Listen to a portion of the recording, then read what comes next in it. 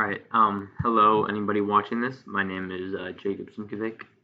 I am a senior in Mr. Dubard's Engineering 2 class, and today I'm making a video showing you my process for the whole first semester, my final project. I'll be showing you the results and how I got there. So first off, the product that I made was an iPhone stand.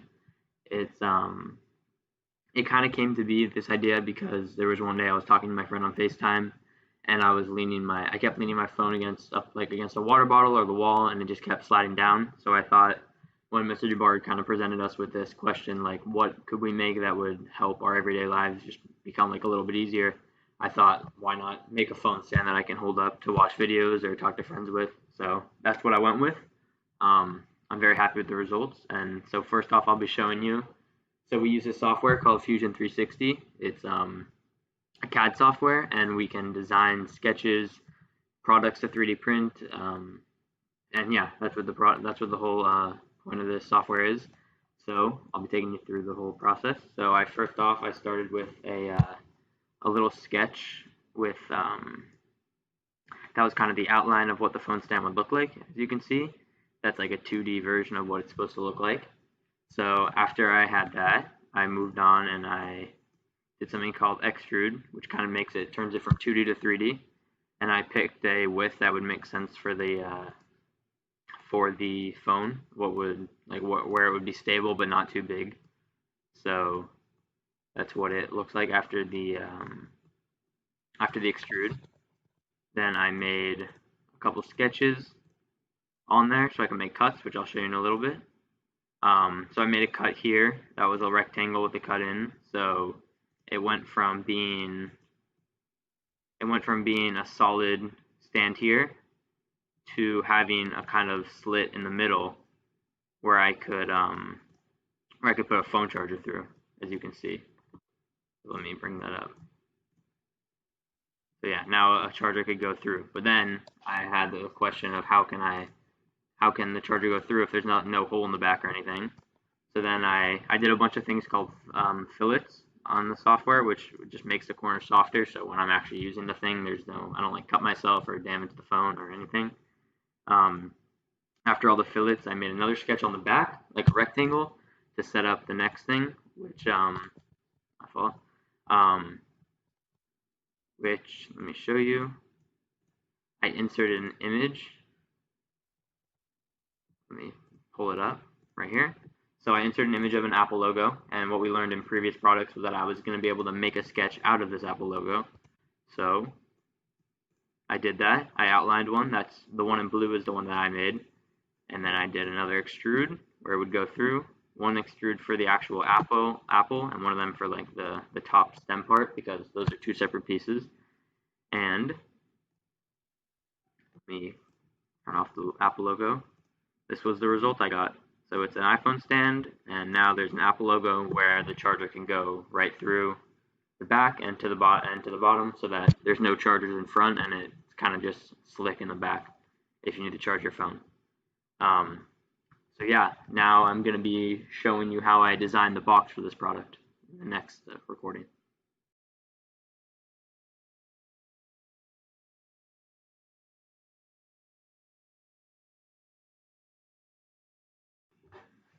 So after building the actual product and 3D printing it, and once we were happy with the way it looked and its dimensions and it worked properly, we moved on to our next objective, which was to build a box or construct a box that our product would fit in nicely and would be desirable to customers, whether they were on the shelves or someone was receiving it as like an online package. So we once again used Fusion 360 for this task. Down here you can see on the timeline there's only 2 steps to this, but even though it may look that like it was a lot easier than making the product, it's a little bit deceiving because it actually was pretty difficult to come up with the perfect dimensions and take into account all the folding and the paper loss.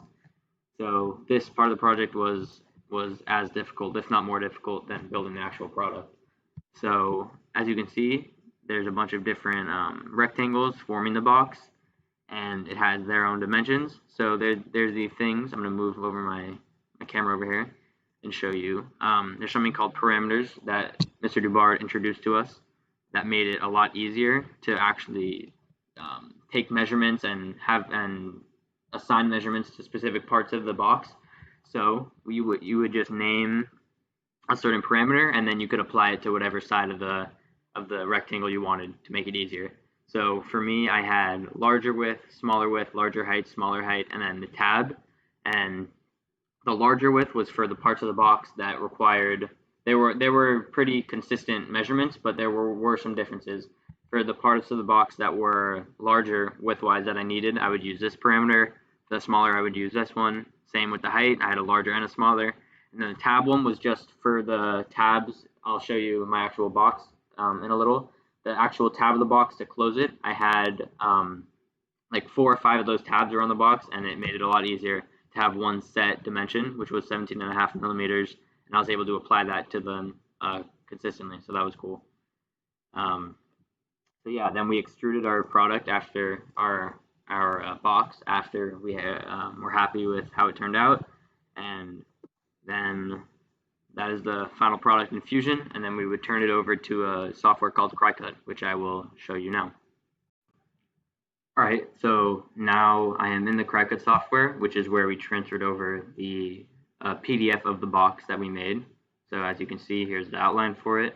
And then in CryCut, we were able to add either text or pictures or drawings or whatever we wanted, or all the above, onto our box so that it could print with those graphics on them. So I chose to kind of mimic or make somewhat of a similar box as to the actual Apple ones. So as you can see, I put the name of the product here. I didn't have that, had a pretty generic name, but I thought it looked good. I had my initials here, designed by me, and where it was assembled. I had 2 Apple logos on both the up and down, the top and bottom of it, so that looked good. And then I had a actual screenshot into a drawing of my actual stand. And then on the bottom, I had the dimensions of it, or on the back, it would be, once it's folded, of the dimensions of the product. So after we had what we liked, we would connect our computer to the CryCut machine, and it would basically just do the rest of the work for us. We would tell it what kind of paper we had, and if we wanted it to go fast or slow, like it would be more precise if it was slow, and it kind of just did it for us. So I'll stop the recording, and I'm going to show a video of the CryCut machine actually working to give you more of an idea instead of just talking about it, and to give you a visual of how it looked. And before I do that, I'm going to show you. So this is my final product. This was the actual phone stand. You can see the Apple logo in the back. Strong material. I don't want this to drop, but the phone fits in it perfectly. So I'm very happy with how it turned out. And then for the box, I'm also very happy about the way it turned out. Here it is. So it's got the logo in the front, iPhone stand on the side, dimensions, assembled by me, and then both the Apple logos, well, that way for you, and that way. And then if you want to see it going inside, just put the phone stand inside of there, and it's all sealed up, doesn't move, it looks great. So yeah, thank you for watching. I'm going to put a couple clips towards the end of the video so you can get more visual. Thanks for watching.